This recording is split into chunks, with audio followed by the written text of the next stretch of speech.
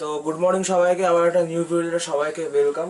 তো অনেক দিন ধরেই ভাবছিলাম তোমাদেরকে একটা জিনিস দেখাবো, হয়ে উঠছিল না। পড়াশোনার মাঝে আমি গত 1 বছর হলো, ঠিক আছে, আমি একটা জিনিসের প্রতি আমি দূরে সরে গেছি, একটা জিনিস থেকে। খুবই কাছের আমার জিনিস। তোমরা অনেকবারই হয়তো ফ্রেমে দেখেছো, বেসিক্যালি যখন তোমরা অনেকবারই ফ্রেমে দেখেছো আমার এই যে ইজেল, এটা ইজেলটা দেখেছো হয়তো, লক্ষ্য করেছো হয়তো। এবং ইজেলটা যখন দেখে বুঝতে পারছো হয়তো এটা কি কাজে লাগে, বেসিক্যালি কি কাজে লাগে। তো আমি আঁকা শিখতাম, বেসিক্যালি আমি গ্র্যাজুয়েশন কমপ্লিট করেছি, বাট এমএসসিটা মাস্টার্সটা করতে পারিনি বেসিক্যালি। তো আমার অনেক পুরনো পুরনো অনেক আঁকাই আছে, যেমন আমাদের এই ক্যানভাসের মধ্যে করা, ছোট্ট একটা ক্যানভাসের মধ্যে বুদ্ধদেবের পেন্টিং করা, একটা নর্মাল। কিন্তু এটার মধ্যে দিয়ে অনেক কিছুই বোঝানো হয়েছে, এটার মধ্যে দিয়ে অনেক কিছু বেসিক্যালি এর মধ্যে বোঝানো হয়েছে। এই বুদ্ধদেবের যে আমাদের মূর্তিটা যেটা আমি করেছি বেসিক্যালি, প্রথমত এইটা যেটা রয়েছে হাওয়ায় ভাসছে, তার উপর দিয়ে আমাদের এই বেলপাতা করা, সূর্যের পিছনে একটা আলোর আভা, সানসেটের একটা আলোর আভা রয়েছে, যেখান থেকে এটা এই যে পেন্টিংটা কামনেসকে বোঝাচ্ছে প্রথমত। আমাদের আর্টিস্টরা কি করি বলতো, সবসময় খেয়াল রাখি যে এই ছবির মধ্যে দিয়ে এক্সপ্রেশনটা বোঝানোর জন্য। এবং এইটা হচ্ছে আমার জীবনের সব থেকে কি বলবো, বোর্ড ক্যানভাসের মধ্যে করা তো, এবং এটা সব থেকে আমার জীবনের প্রথম ক্যানভাস। এবার হতে পারে যে এর মধ্যে হয়তো আমার শিবের যে ফেসটা একটুখানি আমার এখনকার যে আমার হাতের যে কাজ রয়েছে সেই অনুযায়ী একটুখানি এটা অন্যরকম হতে লাগতে পারে, কারণ এটা অবশ্যই আমার এটা ফার্স্ট কাজ, ঠিক আছে। কিন্তু ফার্স্ট কাজ বলেই যে এটাকে আমি অবহেলা করবো বা করবো, বা এটার ফেসিয়াল স্ট্রাকচার ঠিক হয়নি, সেটা আমি মানছি, আমার ঠিক নেই। বাট এটা তো আমি করতে পারি না। কিন্তু এবার যে কালার কম্পোজিশন যেটা করেছি, আমাদের যদি সামনে থেকে দেখাই, দেখলে তোমরা বুঝতে পারবে এর মধ্যে যে বিভিন্ন রকমের যে টেক্সচারের কাজ করা। আমার তখনকার আউটলাইনে অতটা হাত ভালো ছিল না, বাট এই যে টেক্সচারের কাজ করাটা না, এটা আমার তখনকার আগে থেকেই ছিল। তো আমি বলে দিই, বেসিক্যালি এটা হচ্ছে শিবের অর্ধনারেশ্বর যে কম্পোজিশন সেটা থেকে নেওয়া। একদিকে মা দুর্গা বা দেবী কালী রয়েছে, আর একদিকে হচ্ছে আমাদের শিব মহাদেব রয়েছে, নিচে হচ্ছে শ্বেত পদ্ম করা, এবং আমাদের শিবের পাশে শিবের কন্যা, এদিকে কি বলবো মনসা মা করা রয়েছে, ঠিক আছে। আর এদিকে শিবের চাঁদ। পুরো যে কম্পোজিশনটা করা রয়েছে বেসিক্যালি একটা দেওয়ালে টাঙানোর জন্য অবশ্যই একটা খুবই সুন্দর, বাট এটা এখন দেওয়ালে টাঙানো সম্ভব না, তার কারণ এটা বোর্ড ক্যানভাস প্রথমত। আরো অনেক আঁকাই রয়েছে, যেটা আমি এক এক করে দেখাবো, যেটা আমার স্কেচ বুকের মধ্যে রয়েছে বেসিক্যালি। আমি তোমাদেরকে দেখাচ্ছি, আগে বসি, তোমরা দেখো। এর মধ্যে কিছু কিছু আঁকা আছে আমি পূরণ করিনি, এটা অনেক বছর পুরনো এই স্কেচ বুক আমার। এটা হচ্ছে রবীন্দ্রনাথ টেগর, যেটা পুরোপুরি আমাদের চারকোলে করা, উঠবে না, তার কারণ বেসিক্যালি এর মধ্যে ফিক্সেটিভ দেওয়া রয়েছে, ঠিক আছে, এটা কোনো অসুবিধা নেই। এই সমস্ত আঁকাগুলো কি বলো, যখন মন খারাপ হয় বা মনে হয় ভাল লাগছে না, তখন আমি এই ফটোগুলো মানে বার করে দেখি। আমি যেই আঁকতাম, বাট চালু করব আবার যে এমএসসিটা আমি যেটা ফেলে রেখেছিলাম, যখন যে কিছু মনে হয় না, কারণ এমনি টুকটাক আমি আঁকি বেসিক্যালি। এটা আমি একদিনকার পুরীর রথের পেন্টিং ওয়াটার কালারে করছিলাম, এটা এখনো পর্যন্ত পূরণ হয়নি যদিও বা। বাট এই যে অল্প অল্প করে যদি কাজগুলো করি না, এটা যেমন একটা ফুল কমপ্লিট পিকচার। এটা হচ্ছে একটি কম্পোজিশন রয়েছে, এই কম্পোজিশনের মধ্যে একটি মেয়ে রয়েছে, মেয়েটি ছাতার নিচে রয়েছে, এবং ছাতার নিচে দাঁড়িয়ে যে আমরা যেটা দেখি না, ছাতার মধ্যে যে শিকগুলো রয়েছে, শিকগুলো থেকে যখন জল টপ টপ করে পড়ছে, এটা আমরা অনেকেই আমরা ছোটোবেলায় যখন থাকতাম এইটা খুব করতাম, সেইটি মেয়েটি করছে, এবং সেই হচ্ছে সেই কম্পোজিশনটা, এটা হচ্ছে এঁকেছিলাম। এটাও চারকোলের কাজ পুরোপুরিভাবেই। এইটা হচ্ছে আমার সব থেকে ফেভারিট একটা কাজ, কৃষ্ণের বাল্যকালের একটা কম্পোজিশন, যেটাও হচ্ছে দুটো মিডিয়ামে করা, একটা হচ্ছে অবশ্যই গ্রাফাইট আর হচ্ছে চারকোল। ভালোভাবে তোমাদের যদি দেখাই, এই যে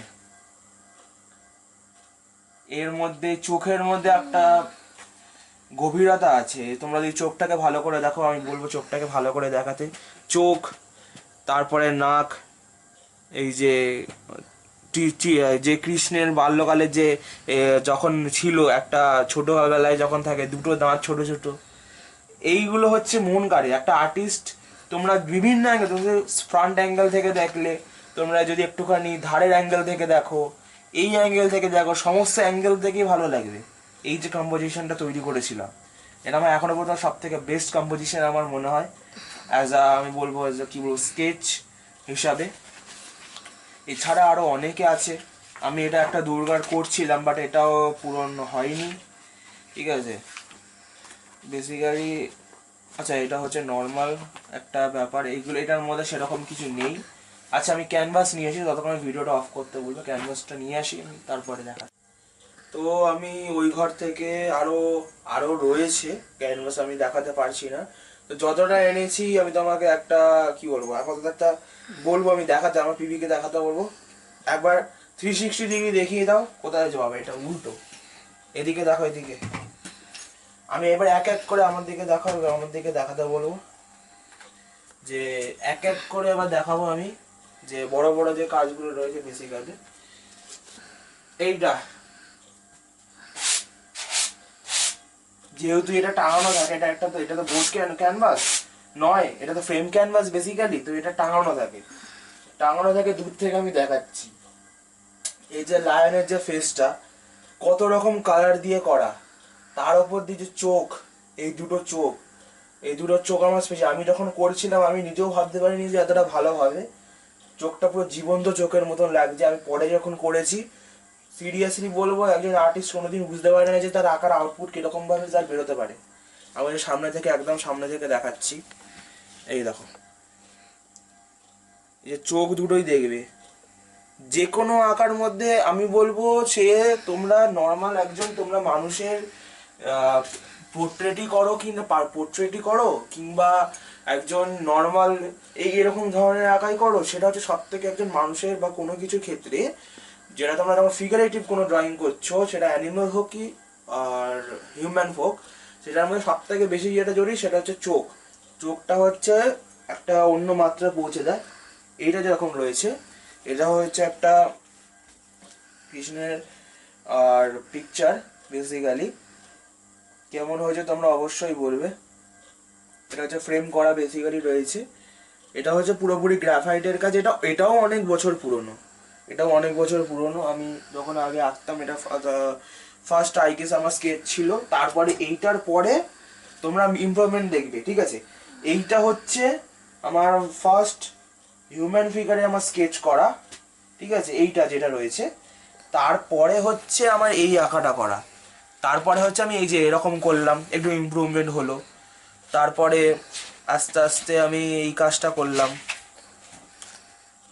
এই কাজটা। তাহলে ভাবো তো, এই এই কাজ আর এই কাজের মধ্যে কতটা আকাশ পাতাল তফাৎ।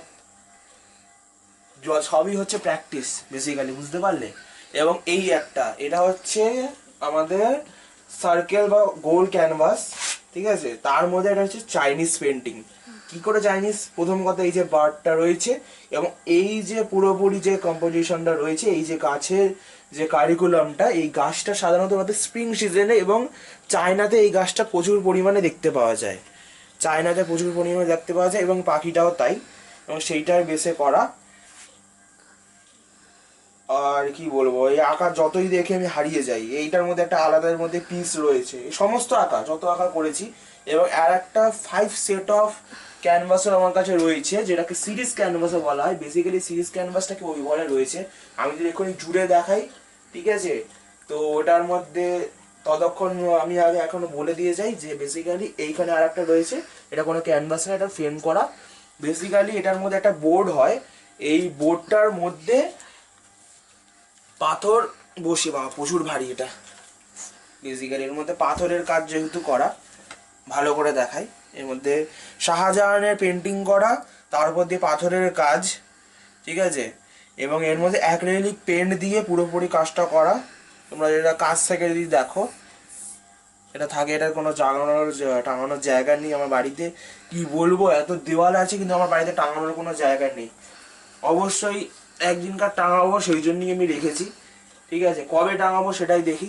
আবার তো ভিডিওটা অফ করতে বলবো, সিরিজ ক্যানভাসটা আনি, দেন তোমাদেরকে দেখাচ্ছি। আচ্ছা, তো বেসিক্যালি আমি এখন দরজাটা আমি ভেজিয়ে দিই আগে, ঠিক আছে, দরজাটা ভেজিয়ে দিলাম। তো আমি এই জিনিসটাকে, এইটাও কিন্তু এর মধ্যেই ছিল, এই যে বড় সাইজ এটা হচ্ছে আমার যতদূর মনে হয় 21-30, এটা হচ্ছে 16-20 সাইজ, এটা হচ্ছে 16-20 সাইজ। তার থেকে এটা দেখো কতটা বড়, এই যে সাইজে, এই যে এরকম সাইজ বড়।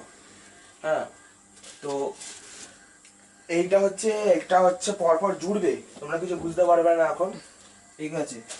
এটা হচ্ছে পরপর যখন মিনিমাম 5টা বলো 4টে বলো পরপর যখন এসে জোড়ে, তখন একসাথে এই জিনিসটা পুরো তৈরি হয়। এটাকে আমরা বলি সিরিজ ক্যানভাস। একটা মানে অনেকগুলো পেন্টিং একসাথে জুড়ে তৈরি করা হয় একটা পেন্টিং, তো এটাকে সিরিজ ক্যানভাস বলা হয়। এর মধ্যে ইউজ করা হয়েছে ছোট ছোট দুটো, যেটা হচ্ছে আমার 16-20, আমার মনে হয় ওদিকে 10-12 সাইজের, 16-20 সাইজের দুটো, আর হচ্ছে এদিকে একটা 22-30 সাইজ। প্রপার ভাবে যদি আমি সাজাই আস্তে আস্তে, বুঝতে পারলে, সাজিয়ে তোমাদেরকে এবার দেখাচ্ছি। এইটা একটা হলো, নিচে ফেলে সাজাতে হতো, নিচে ফেলে সাজাই, দেখো আমি যখন উঠে আসতে বল ক্যামেরাটা উঠে আসবে।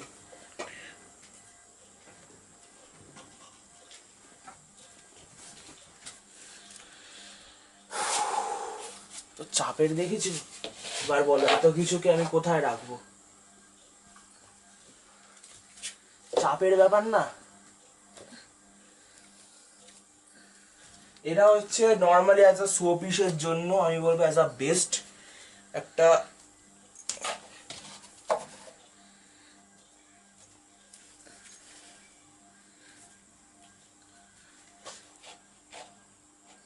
ভালো করে অ্যাটাচ করতে হয়। না না, এটাকে কোথায় যাবে, এইখানে ব্যাস। এইটা হচ্ছে পুরোটা, আমি উপর দিক থেকে দেখাচ্ছি তোমাদেরকে ভালো করে, এই যে পুরোটা।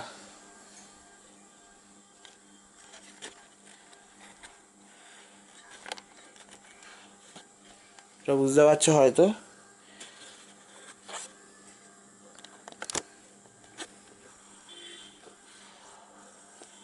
তো এরকম হচ্ছে, এটা হচ্ছে আমার কালেকশন, আরো অনেক আঁকা আছে এরকম, ঠিক আছে।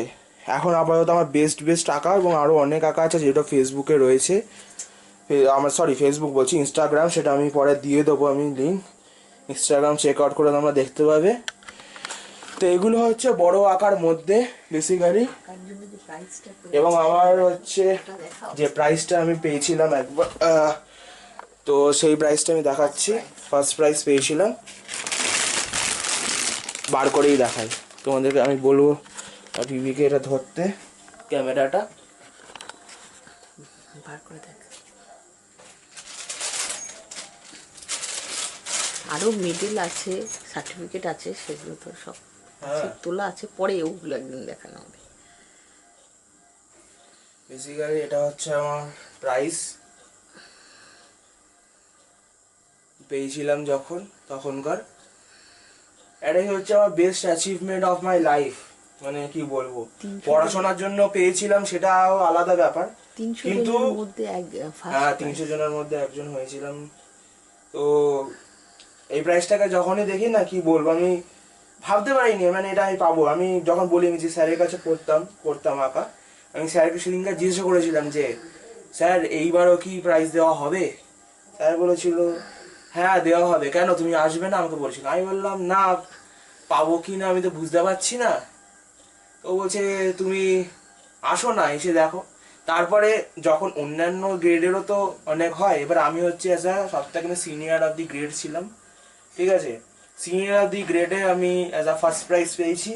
এটা আমার জন্য খুবই একটা বড় অ্যাচিভমেন্ট, কি বলবো, এই এই জিনিসটাকে আমি কোনোদিনই ভুলতে পারবো না, সব থেকে আমার লাইফের বেস্ট অ্যাচিভমেন্টের মধ্যে একটা, ঠিক আছে। তো আমি সেই জন্য এটাকে আমার যে বেস্ট সেভিল আছে সেটার মধ্যে রাখি। এবং আর একটা যেটা রয়েছে সেটা হচ্ছে আমি যখন উচ্চ মাধ্যমিক ক্রস করেছিলাম, মানে এখানকার কাউন্সিলরের তরফ থেকে এটা দেওয়া হয়েছিল। তো এইটার একটা আমার মধ্যে আমার একটা অ্যাচিভমেন্টই বলবো। এটা শখের বাজার থেকে দেখে নাও তোমরা। মেধাবী ছাত্র হিসেবে বেশি দাম, বাট আমার ওইটাই সব থেকে আমার বেশি ভালো লাগে, ঠিক আছে। যেটা আমার ছিল, আমি এরকম করে এগুলোকে যত্ন করে প্লাস্টিকের মধ্যে করে রাখি যাতে ধুলো না পড়ে, যত বছর থাকুন না কেন এটা থাকে এরকম করে, দেখতেও ভালো লাগে। কি বলতো, এই সমস্ত জিনিস হচ্ছে খুবই ইনোভেটিভ নিজের। এইগুলোকে একদিন না একদিন তোমরা, আমি তোমাদেরকে দেখাতে বলবো এইদিকে, ঠিক আছে। যখন একদিনকার খুলবো, এখানে তোমরা যে হিউজ যে ওয়ালটা দেখতে পাচ্ছ তোমরা, এইখানটা এই এই যে ওয়ালটা পুরো, এটা হচ্ছে আমার ঘর থেকে বাইরে বেরিয়ে এই ওয়ালটা রয়েছে। তো এই ওয়ালের মধ্যে এই যে পুরো দেখতে পাচ্ছ এইদিকে যত পেন্টিং আছে, এই যত পেন্টিং আমি দেখাতে বলবো, আর একবার আমি 360 ডিগ্রি আমি বলবো এই দিয়ে এরকম করে এইদিকে যত রয়েছে, যত এইদিকে পরপর বাঘ, সিংহ, আমাদের গৌতম বুদ্ধ, ঠিক আছে, আমাদের যে প্রথম যে আমার শিবের মূর্তি করা, এবং আরো আমি পরে করব, যদিও আমি যদি এমএসসি যদি নাও করি, কোনোদিন বুঝতে পারবো তো আর্টিস্ট কোনোদিন মরে যায় না, ঠিক আছে। ভেতরের আর্টিস্ট সবসময় বেঁচে থাকে, সেটা গানের ক্ষেত্রে হোক, কিংবা সে ফাইন আর্ট স্টুডেন্ট হোক, কে যে মিউজিশিয়ান হোক, সে যাই হোক না কেন, সে কোনোদিন মরে যায় না ভেতরের, অবশ্যই সে জেগে থাকে। এবং আমার যদি ইচ্ছা হয়, আমার যদি মনে হয় না দেওয়ালে প্রচন্ড ফাঁকা ফাঁকা লাগছে, আমি আবার ক্যানভাস কিনে এনে আমার ভরিয়ে দেবো। তো এইটাই ছিল আমার হচ্ছে আজকে ছোট ব্লগ বা ভিডিও, সেটা শেয়ার করলাম আমার জীবনের কথোপকথন। এই আঁকাগুলো দেখলে কি বলতো, অনেক পুরোনো দিনে ফিরে যাই, অনেক কিছু মনে পড়ে যায়, আঁকাকে নিয়ে কতটা ভালোবাসা বেসিক্যালি। তো আজকের ভিডিওটা এইটুখানি, ঠিক আছে, রইলো। যদি ভিডিওটা ভালো লেগে থাকে তাহলে অবশ্যই ভিডিওটাকে লাইক করে যাবে, চ্যানেলের সঙ্গে সাবস্ক্রাইব করবে। Thank you so much for watching the video guys, bye bye, Kolkata.